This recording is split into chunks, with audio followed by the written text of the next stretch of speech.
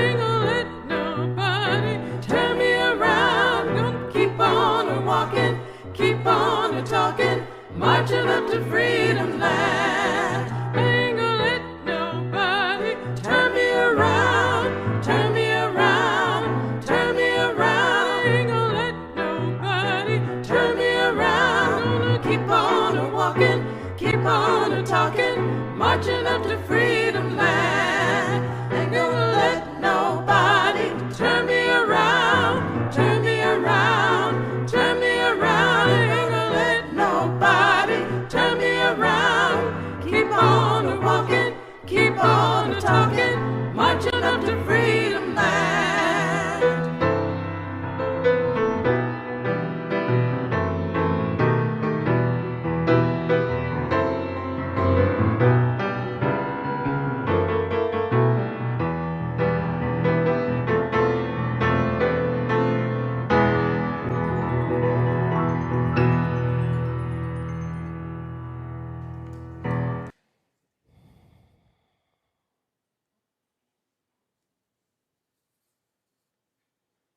Good morning, heart and soul.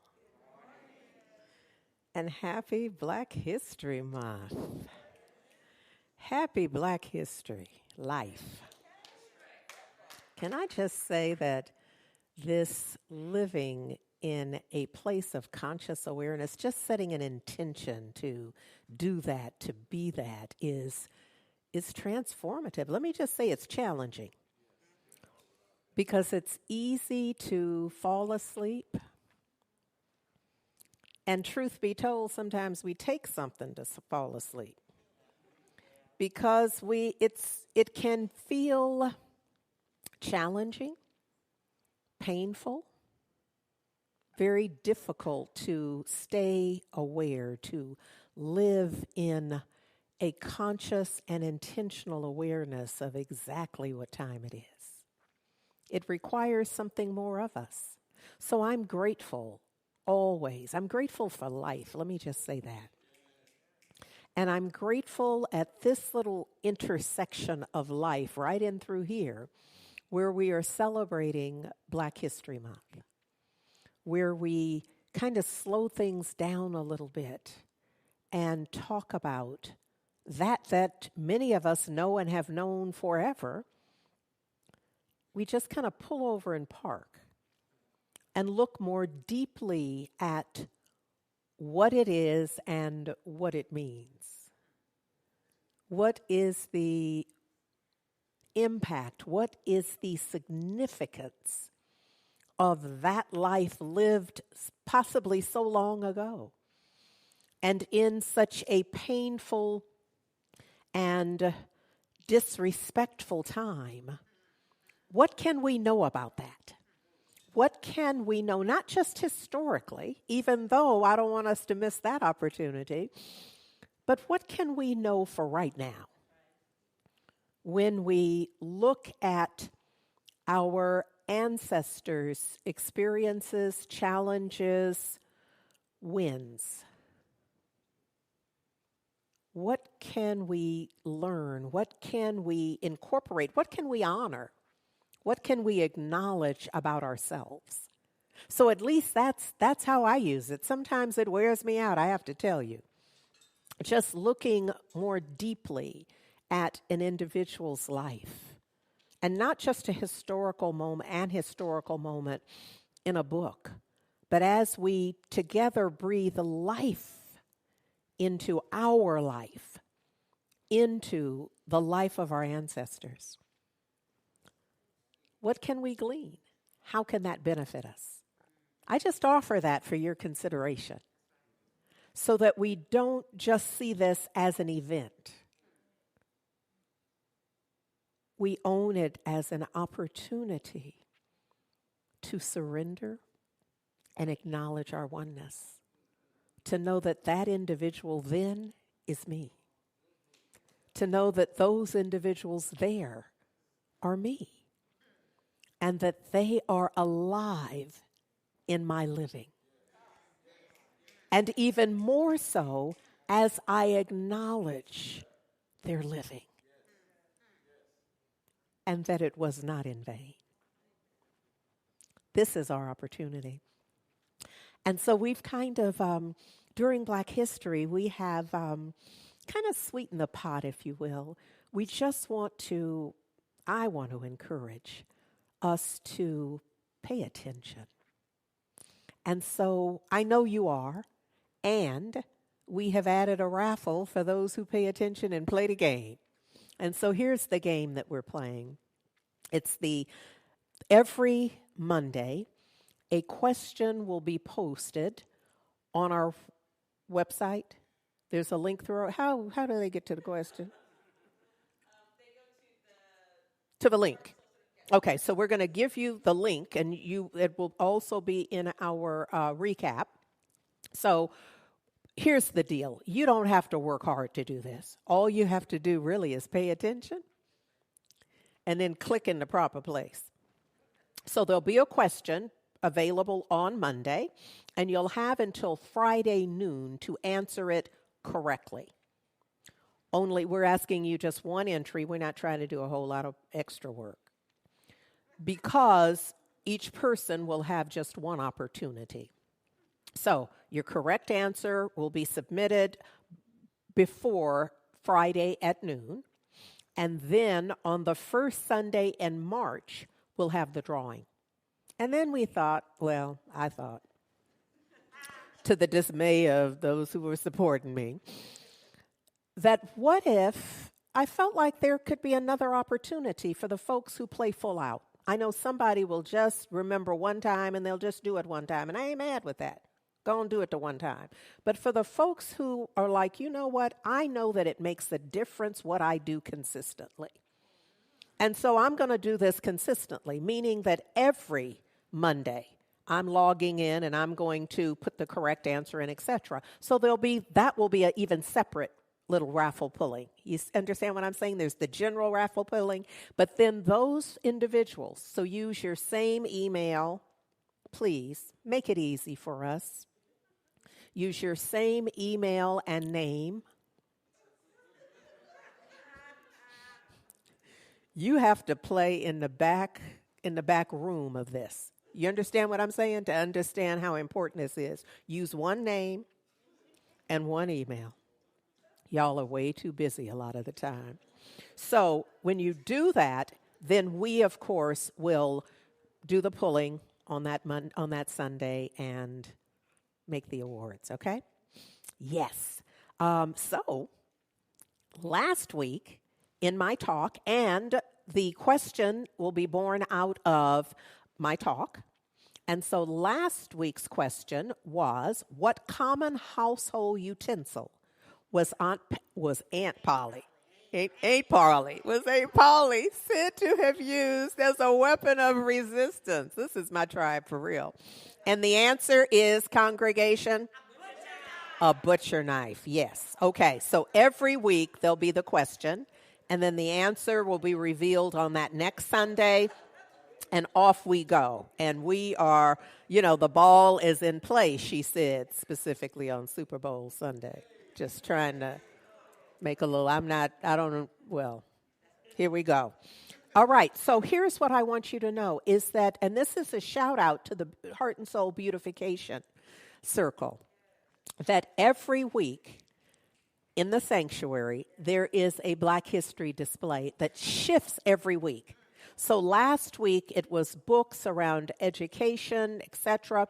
And so this week, it's the arts and entertainment. And it is a sight to see. So you can see on the slide to give you just a little sense of some of what's there. But if you're in the building, then be sure to take a look while you're here. Last week, we reenacted something we used to do every year, Black History.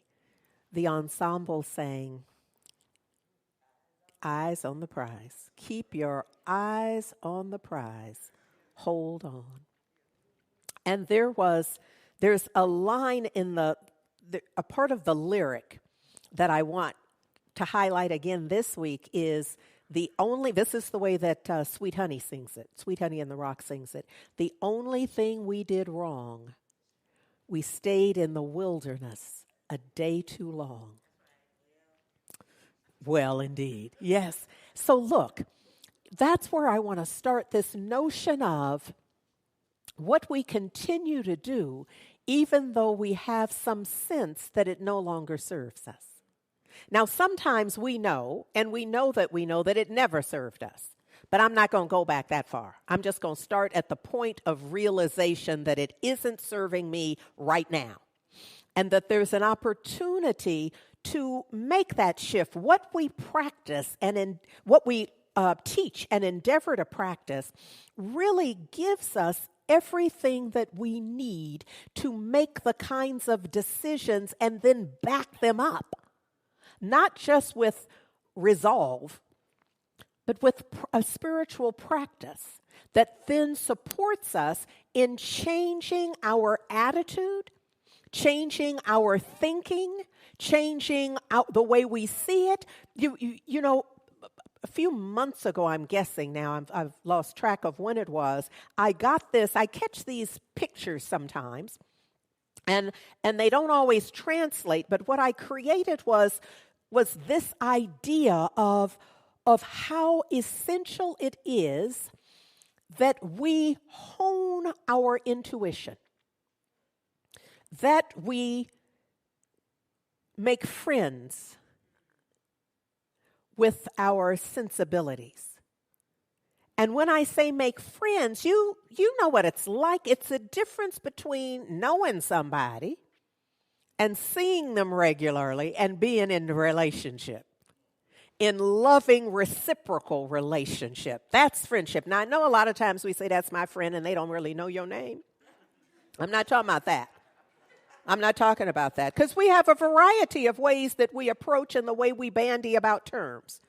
I'm talking about an authentic friendship where everybody in it agrees that that's what it is. And so this is an opportunity for us to do that within ourselves.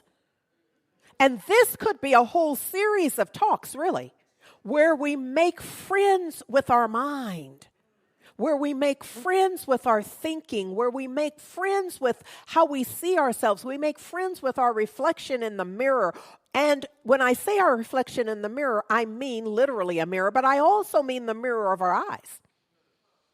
Where we make friends, I recall, and I've spoken about those times when I realized that the way that I spoke to me, just in private, just the way my self-talk, I would not have had that talk with anybody else. I would not have used that tone. I would not have had that kind of intention or that kind of disregard for anyone in my speaking. But I caught myself and realized how I disrespected me. How I was not befriending me. I wasn't even acquaintancing me in those moments. Now, this was not the whole of my relationship with me, but this was when I felt like I had done something inappropriate or wrong or anything in that sense of judgment, in that branch of judgment, if you will. Is this making sense? That I would just, kind of take me outside and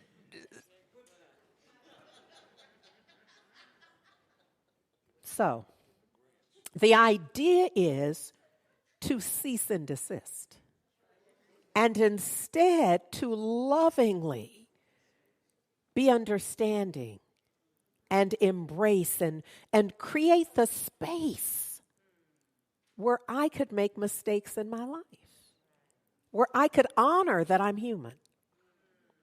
Now, I would say it, but I wasn't really behaving with me as if it was okay for me to be. Is this making sense?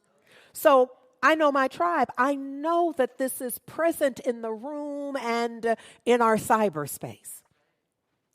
Here's the challenge. Begin to feel. I'm going to ask you to put up that slide. Begin to sense a different relationship with self. A different sense of who and how, and somebody would say whose I am. Because that could begin to shift my sense of the way to set up that relationship. It would be a new relationship, one that would be based in love and compassion and understanding and acceptance and all of the things we pretend like we are with ourselves.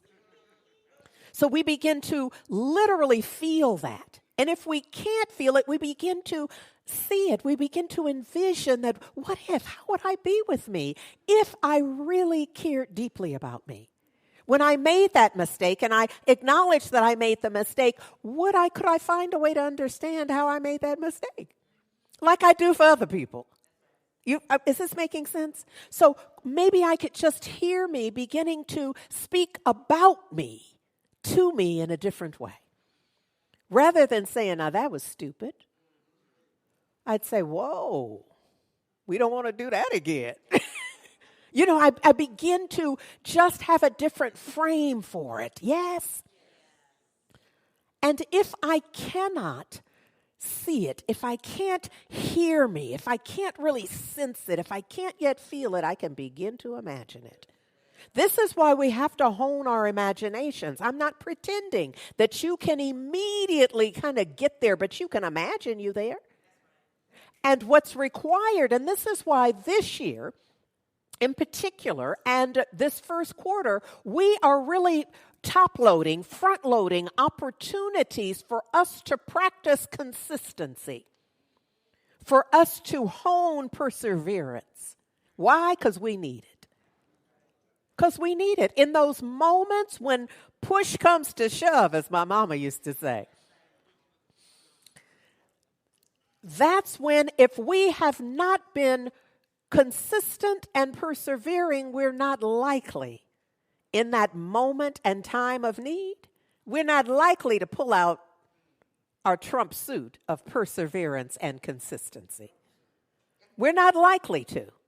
We're likely to go with whatever we've been doing some name calling, feeling ashamed, drawing back, doing all of the things that do not support our intention. Yes? Yes. Okay. So look at this. Our daily read is Guidance for a Spiritual Journey by Dr. Daniel Morgan. And his lesson for today is entitled, Stop, Look, and Listen. He says the purpose of a spiritual stop, look, and listen is to effectively collect ourselves. So you can see that stop, look, and listen has to do with paying attention.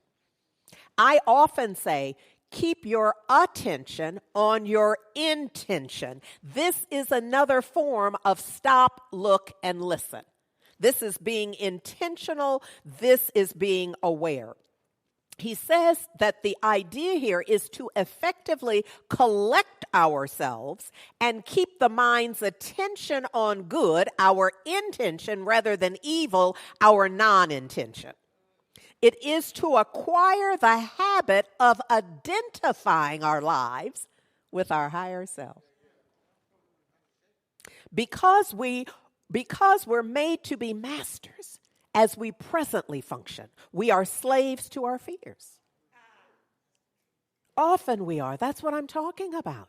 We enslave ourselves to ideas that no longer support us, or even sometimes never support us. He says, and I love the way he lays this out, he says, made to walk amid the beauties of God's heaven, we wade through the mud. Rather than lift head high, walking knees high, moving through, we instead wade through the mud. Poetic in his own way. Made for constant peace and joy, our hearts are in torment. You can read between the lines that they need not be.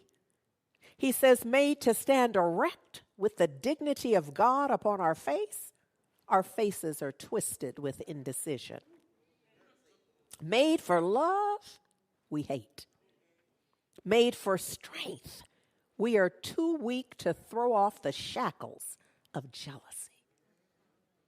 Stop, look, and listen, and rise up with heaven in your wings. Oh, come on, Dr. Dan. Lay it out for us, yes? So look, no, I am. In Isaiah 40 and 31, it says, "But they that wait for Jehovah shall renew their strength. They shall mount up with wings as eagles. They shall run and not be weary. They shall walk and not faint." Can you see that it's an if-then proposition? If you are waiting for the divine, the living one, by waiting, it's not hanging back. It's being attentive to. It's being attentive to, yes? So for those who are attentive to, they shall. Yes. Oh. And here's the thing, that we know this is true because we are trusting and knowing that it has the whole world in its hands, in its mind, in its heart. This we know. This we believe.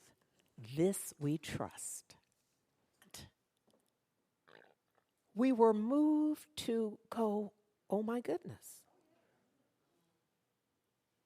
That's true. Now, I'm not teaching, nor am I asking you to believe that the living one, the strong one, has hands. But I'm all right if you imagine it that way, if that helps you. If that helps you to embrace a sense of being held, a sense of being protected, a sense of there being order in the universe, then go on with your picture. Go on with using your imagination in the most useful, most empowering, most transformative way, using it in ways that make a difference for you, positive difference for you. Then do that for sure. Look, Alicia Garza, who co-founded Black Lives Matter, says that her approach to racial justice includes Black futurist visions. And I shared this with you before, that she holds Black History Month as Black Futures Month. You see, if you understand that there's order in the universe, and that's what that song says for me. He's got the whole world in his hands. So there's a divine order in the universe where everything is unfolding in perfect order. Now, I know there's some things that challenge our sensibilities around order, but this wouldn't be the first time. And so this notion that the whole world is being held is worth at least reviewing. I'm going to challenge you to review it because it's from that vantage point, it's from those seeds planted that my sense is that we can become Black futurists. You see what often happens, and the young folks have said this to us many times, that there are so many young people who have no expectation whatsoever of being my age. And so what I think we can help to foster is Black futurist. Is so that we begin to see a future for ourselves, that we move out of this pool of despondency and this sense of failure forever. I know I've been there myself, where there's an authentic experience of failure, but there's no way to get to major success without having some of those, because that's where you learn. That's where you cut your eye teeth. Yes? So it's in those moments, if you don't know that sometimes we decide that that's all there is. That the rest of my life is going to be papered with this same wallpaper right here that I'm hating, that I can't stand, that has me turning against myself and others.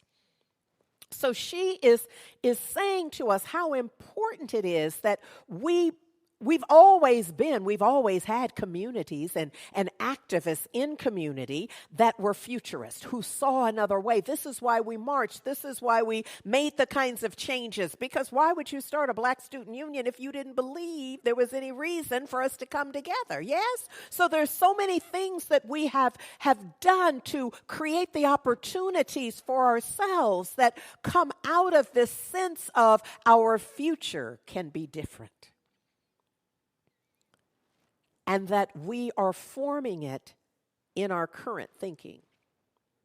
She says that because of the way that the rules have been rigged against our communities, we've been forced to imagine a new future with possibilities for freedom. Stop, look, and listen. Stop focusing solely on what isn't working and how horrible it is. Ain't it awful? Yeah, but let's not just park there forever. So there is something there. We can review it. We can speak to it. But what are we learning from it?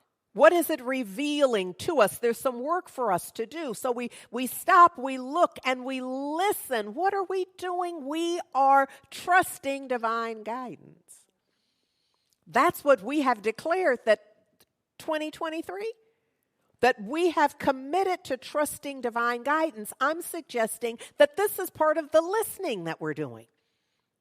We're stopping, we're looking at what is this, and we're listening to divine guidance.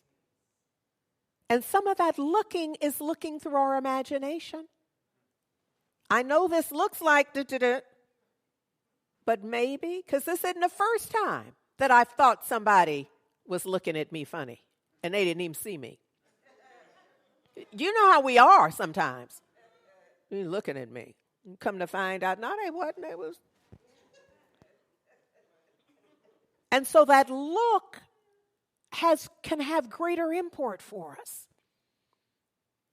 That look can help us to free up our sense of judgment, our sense of certainty, where we can stay in the divine flow. Yes?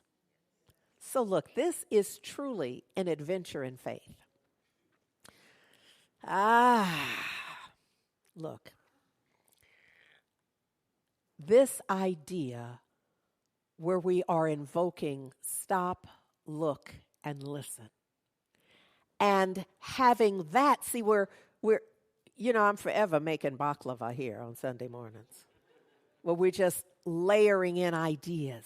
And I need you to help me put it together in your minds and in your hearts. That's where we're baking it, is in our hearts. Yes?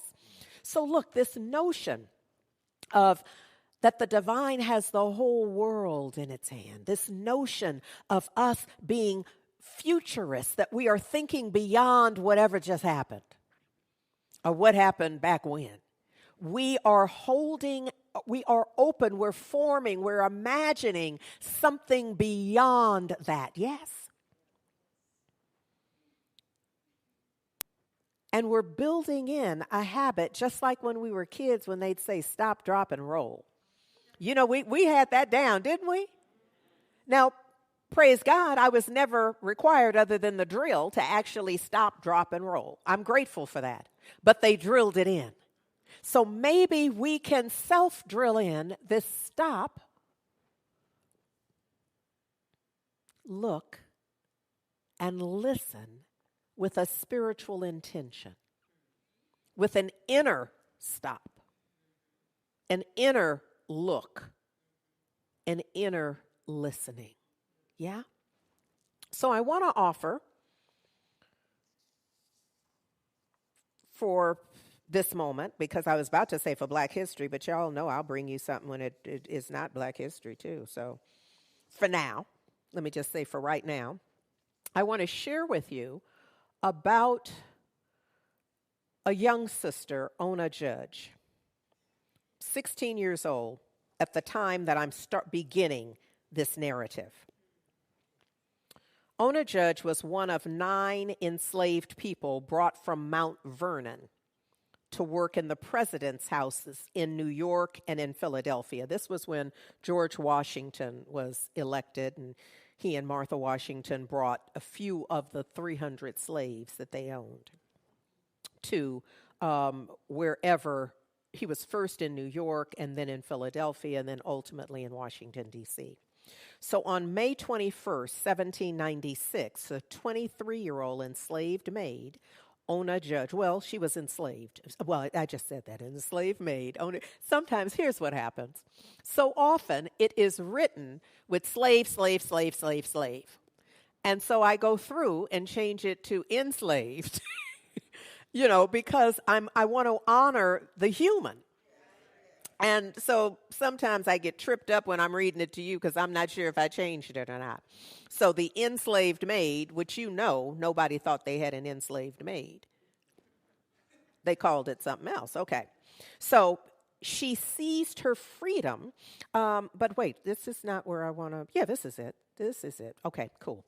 She seized her freedom from the president's house in Philadelphia, while George and Martha Washington ate dinner. So look, just to give you a little bit of background for how this Philadelphia and New York and D.C. play into this, that Washington took the oath of office as the first president of the United States on the balcony of the Federal Building in New York City on April 30th, 1789. 16 months later, the U.S. Capitol moved to Philadelphia, and the Washingtons took up residence in the president's house there. Here's what's key about Philadelphia. Although Pennsylvania had passed the Act for the Gradual Abolition of Slavery in 1780. Now, of course, they moved there, remember, in 1792. But in 1780, the Act for the Gradual Abolition of Slavery was passed. Theirs was the first government to outlaw slavery in the Western Hemisphere. The Washingtons transferred their house slaves from New York to work in the Philadelphia mansion, which would serve as the official seat of government until the federal city was completed in the District of Columbia. Are y'all following? Because there's a bit of a timeline. Kind of wish now I'd drawn a timeline, but I didn't, so you imagine it. Here we go. This Pennsylvania law made it possible for slaves of non-resident slaveholders to obtain their freedom while residing in the state for 6 months. So, when the Washingtons brought their enslaved servants to Philadelphia, if they were there for 6 months, they should have been set free sometime after that 6 months, immediately following. What they did instead was they moved them. So they took them someplace else for a period of time and brought them back. And that went on for about 4 years in this particular case. Now, it went on for a good while, but for this particular enslaved person, they went back and forth for about 4 years to meet because they wanted to make sure that they had the appearance of the residency requirement, even though that behavior, that practice itself was outlawed. The first president, I'm just wanting to be clear about what this is. Okay, all right, so we understand the importance here of being in Philadelphia and so forth. Okay, so then we have on May 21st, 1796. Now remember, they moved there in 92. So now it's 96. She seized her freedom in Philadelphia while George and Martha Washington ate dinner. She had just learned that Mrs. Washington, Martha Washington, planned to bequeath her to her granddaughter. Now, the way that she was held, she had, Martha Washington had been married. She was a widow when she married George Washington. So she had inherited a group of slaves. And because she had inherited them, she did not have the power to set them free. She could only pass them on. Oh, because there would have to be a whole system to ensure. You'd have to have backup plans to ensure that humans were continued to stay enslaved. You couldn't just let it work, because like other cultures had, because people ultimately became part of the structure and whatever, and they were no longer nobody was held enslaved forever, necessarily. So in an interview in 1845, published in the abolitionist newspaper, the Granite Freeman, this is May 22nd, Judge says this. This is Ona Judge. She says, whilst they were packing up to go to Virginia, I was packing up to go. I didn't know where, for I knew that if I went back to Virginia, I would never get my liberty. Futurists, I'm trying to lay this out. So you're enslaved, and you see them making plans. You see how they make sure they hold you enslaved by moving you back and forth. And you know now he is serving his second term. So you know at some point you're going back to Mount Vernon, because that's where, you see what I'm saying? So she's like, oh, I got to think, because I ain't doing that. I don't know how it's going to work. But the part I know is I ain't doing that. I'm not going back to Mount Vernon, because I know that seals my fate in a way that I'm not willing to have my fate sealed. You got to be a futurist, folks. You got to know where you draw the line. And because he's got the whole world in his hands, that includes the entirety of your being. But you got to start from a place of knowing that and believing it. Yes. Diagnosis, prognosis, bank statement notwithstanding. You got to know something for yourself and be willing to, from the vantage point of knowing kind of whose you are and who you are, that something else is possible. And then from that energetic presence of something else being possible, you begin to define, you choose something out of the infinite field of possibility. Because what's not in there is going back to Mount Vernon. But there's a bunch of stuff that's in there to be explored. Yes, is this making sense? All right. Okay. She says, I don't know where, for I knew that if I went back to Virginia, I'd never get my liberty. I had friends among the colored people of Philadelphia. I had my things carried there beforehand. You better ask somebody.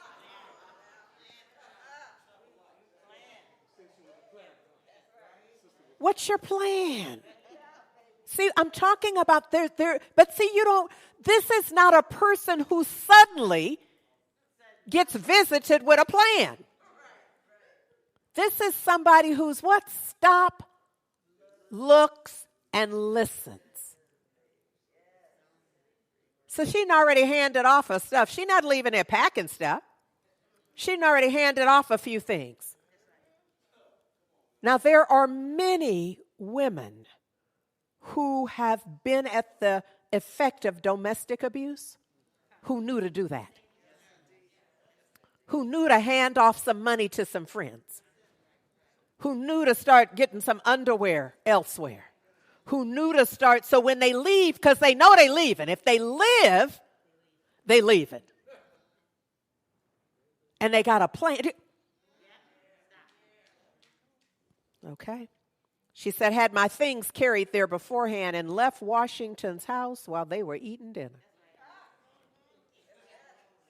So after she escaped Philadelphia, George Washington attempted to recapture her. Now, remember, he's president, so we've seen some shenanigans of late. So we know how people know how to use political power in ways and connections. So he worked all that out.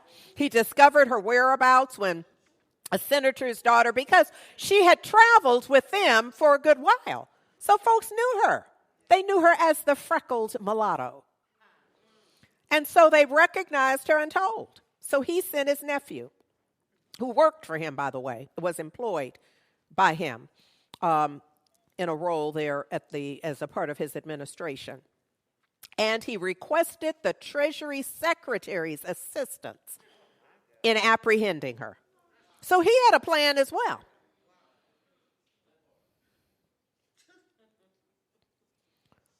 They involved the customs people. They were busy trying to get her. So when they connected with her, they asked her to board a ship to return to a life of enslavement.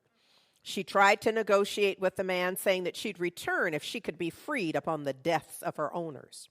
The Washingtons refused that offer, and so she just didn't show up to board the ship. I was just, sometimes when I read both the slave narratives and some of the stories, what it reveals are responses and actions that we were taught didn't happen. So I already told you that while I'm not happy about the canceling out of the AP classes, I'm not clear they had them right anyhow. The canceling out from Florida's, the governor in Florida, that for the canceling out of certain AP classes for African American studies, that I'm not crystal clear that they had them all right anyhow, that they were telling the whole story like if we were owning it in our own education process, where we were writing the curriculum, the syllabus, and delivering it with the inaction, reenactments, and involving the arts and the science and all of the ways that we can teach so that folks really get it and not just standing up as talking heads. My sense is that a whole other understanding could happen. So I'm not happy about it, but I don't know I haven't decided just how mad I am, if at all, because I know that there's another way. And it has to be in our futurist thinking. In our futurist thinking, because I don't know who was teaching that stuff in Florida anyhow. I mean, am I wrong for I just got a little bit of a wonderment. Because I get that there was a curriculum and there was all the stuff, but I'm not clear that they were telling it all anyhow. I'm off topic now. And let me just, I'm glad the president of the board not here to just say, could you get back to the talk? All right, here we go. So 2 years later, this is after she didn't board the ship. This is where he puts his nephew, who's his secretary, to seize her and the child that was born after she escaped. So she escaped, got married, had a baby, and he's like, bring her and the baby. This is the first president, I'm just saying. However, when his nephew confided his intentions to the senator told. And she escaped again. See, allies. We either believe in one or we don't. You see what I'm saying? You just, come on. She experienced, this is what we want to say about her, is that in the little publication for her return, we have a copy of that, as a matter of fact, because the reward, I think, was $10, which is, somebody could, y'all got Google. Somebody could tell us just what that is in cash now, $10 in the 1700s, in the late 1700s, is what was offered. But here's what happened for her, is that she ended up living in poverty and hardship with no regret. She was interviewed, and she was asked about her decision to seize freedom, and she gives 2 reasons. First, and I just love this, is the first reason, she said because she wanted to be free. But sometimes we're expecting, reason number 1, I want to be free. That's why I left. Reason number 2, she said, is that she understood that after the decease of her master and mistress, she was to become the property of the granddaughter of theirs. And she was determined never to be her slave. She said, no, I am free and have, I trust, been made a child of God by the means. So they never caught her. George Washington died, so she remained a fugitive until her death in 1848. And I know I have a note for when he died. One of you historians will just have to. Okay, all right. So she outlived him by some 47 years. And Martha never went after her. You know what I mean? So she owned her, so she might have pursued, but she did not. And so she just lived in as a fugitive for the rest of that time. But I feel like she serves such a perfect example for us. It gives us an opportunity for us to see how, sometimes it helps me because I know that in my life I have lots of choices. In many ways, a very privileged life. I have some resources. I, have a home. I'm a blah, blah, blah, blah, blah, blah. And yet I'm challenged to just make a decision. Like Dr. Dan said, that rather than living in the grace of God, I have my face screwed up, not able to figure out what to do next. This notion, this intention that we have set for ourselves for this year of trusting divine guidance. We see this in our sister Ona Judge. We see it in her. We see her trusting in a future and setting a plan to execute it.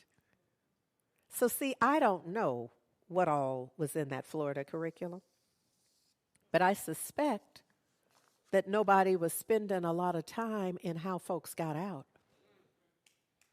how folks got over.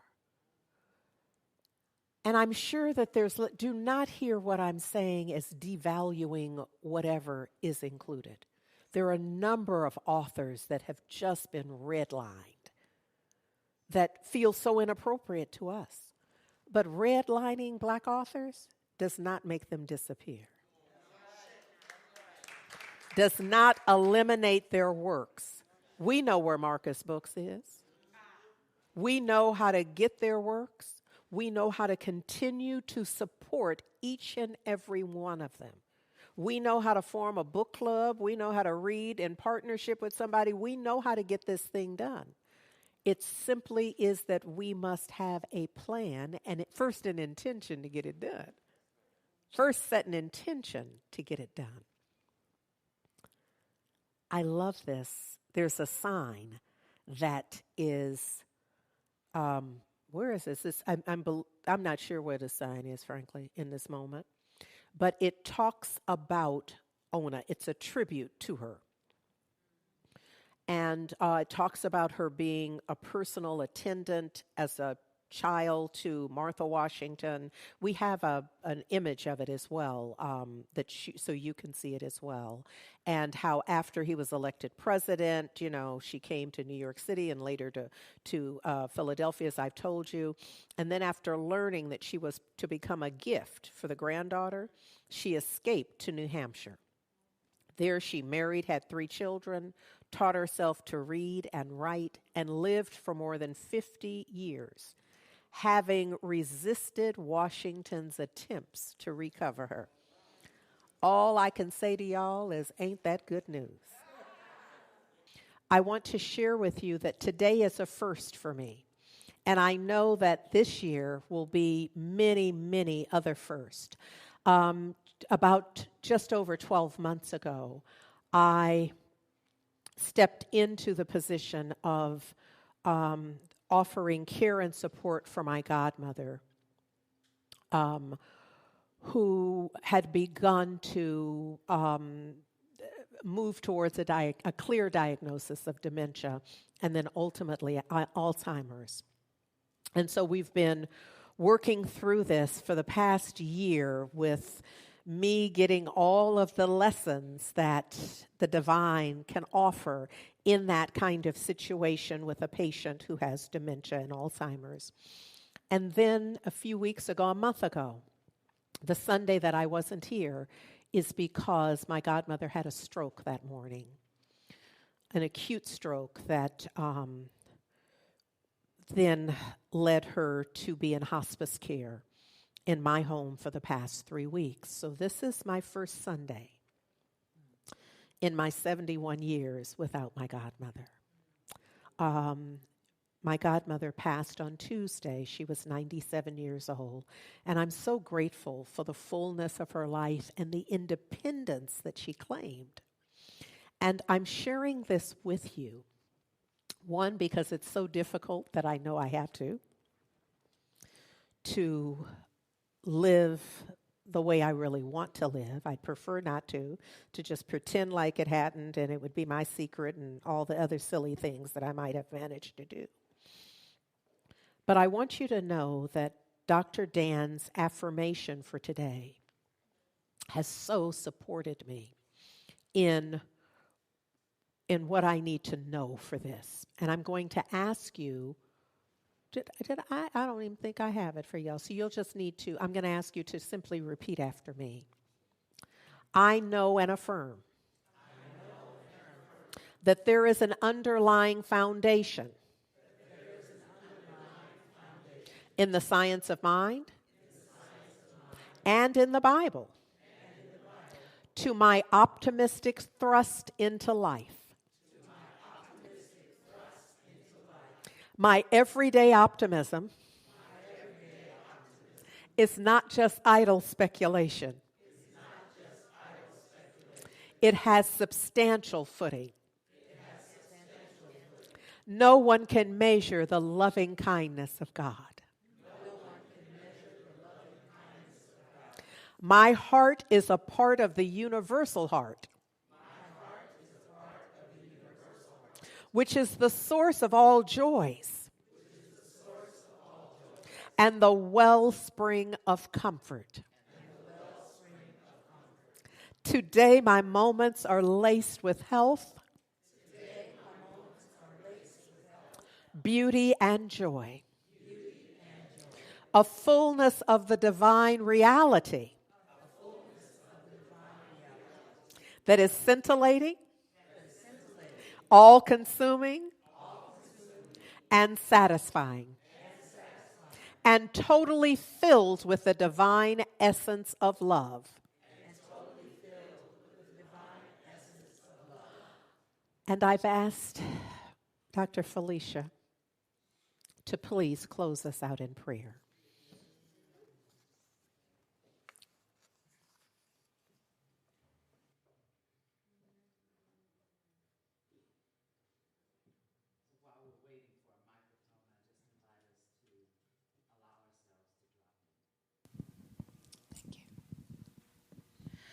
Knowing that right where we are, God is.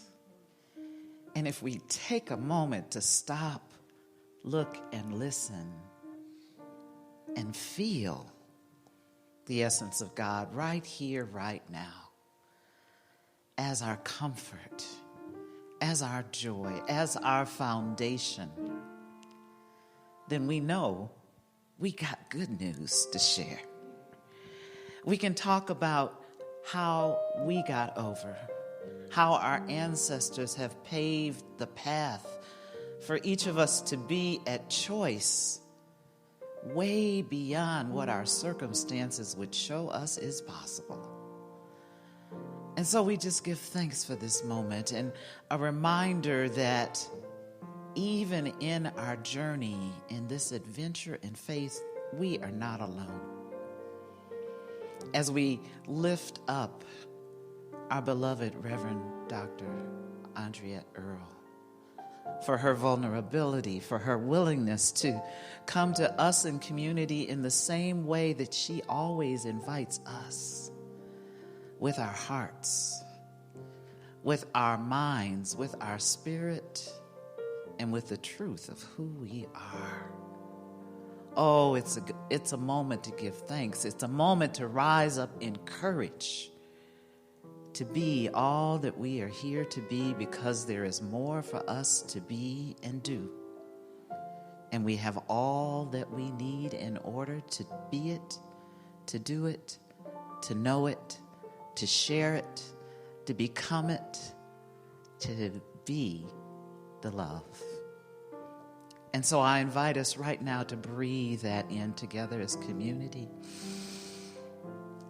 And exhale, letting go, releasing any doubt, worry, fear, concern, limitation.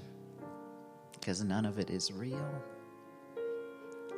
The only thing real is love. And right now we are filled with love. We are embraced by love. We are encouraged and lifted up in love. We feel the light. We become the light.